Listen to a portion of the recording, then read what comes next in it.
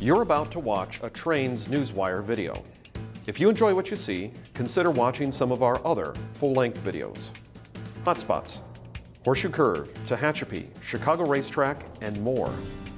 Locomotive, the video companion to our best-selling special issue. And a special collection from documentary producer Rich Luckin. All these and more are available from our website, kalmbachhobbystore.com.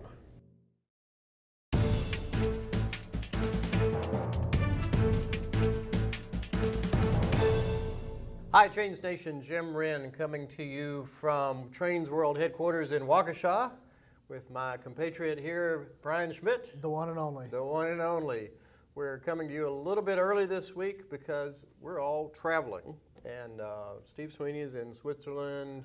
I'm headed to Ohio. I'm not sure where you are, but everybody's somewhere else tomorrow. I'm going off the grid. You're going off the I'll grid. see you on Monday. I won't see you on Monday. See you next week. Yeah, we'll be back in the office on Monday. See you next week. Yeah. But anyway, we're here to recap the week's top news. We've already had almost 50 Newswire articles this week. It's been a busy week. What caught your eye on our wire this week? Let's start with something fun.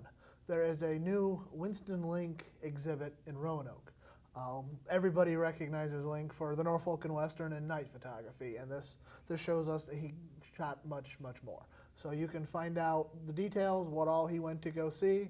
It wasn't just coal trains in Appalachia. Ah, very good. Yeah, But still on the N&W though. No, Somewhere else. He This could be was fun. out west. He was in New Really? York. He was on Long Island. Well, this could be fun. Yeah, you can find out. The exhibit runs for a few more weeks, so you got time to go see it. Go see it. Yeah. Check out the details Yeah. on Newswire. That's right. What do you Nice. have? It's nice. Well, this week there were three big things for me. One, UP announced they were going to adopt precision scheduled railroading, just like their friends at CSX. A few weeks after, they took a really beating at one of the analyst meetings. Lance Fritz responding to a lot of questions about why your railroad can't be more like CSX. So now they're going to be more like CSX. That was on my list. But with some twists. They're not going to destroy hump yards like CSX did, and they say they're not going to streamline things quite as much. So it's sort of UP's version and brand of precision scheduled railroading. Thank you for that. Go. It's a tough one there. And they still have Cindy Sanborn from CSX as well. They do. They have someone that's been there at CSX whenever they were doing it, all under Hunter Harrison last year. So it's going to be an interesting time. Their idea is to get it implemented by 2020 on a sort of a rolling basis. Very good. We'll see what happens. Yeah. Watch Newswire. I'm sure Bill Stevens will continue to report as there are developments. Mr. Bill Stevens is on top of that one, that's for sure. So what else you got? What else do I got? Let's see. Let's look at the cheat sheet here. Precision scheduled was on mine. All right, InnoTrans. Yep. InnoTrans is in Berlin. The big party. Exciting news from InnoTrans. We have a hydrogen-powered passenger train in Germany, and we also have an autonomous light rail system. Those are two cool things. Yeah, both from Siemens. You can get the details. There's two stories on Newswire from Keith Fender, who's on scene with us for InnoTrans. Nice. But this is big. Everyone talks about autonomous cars, autonomous trucks. Now we have get trains. light rail, and it seems intuitive because they've got a fixed guideway. They don't have to swerve. They just have to stop. Yeah. And then hydrogen power, of course, could change everything. So we'll see where that goes. But we have the first one entering revenue service this year. That's been talked about for a while. That's I know. right. In fact, I know there's a group back in my home state in North Carolina that's been pushing that for a long time. And we have a feature in December. Brian Solomon writes What Comes After Diesel, and he talks a little bit about hydrogen and whatever else might replace diesel in railroading. So look for that in our December issue later this year. Nice. Yeah. Nice.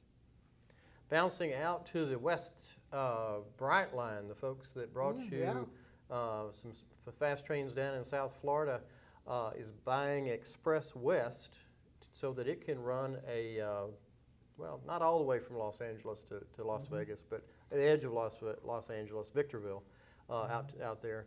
And it's a long stretch of railroad. There's 185 miles of sealed corridor that's going to be a part of that. And I imagine some pretty fast running out there in the desert. New photography opportunities out there if you're so inclined. Yeah.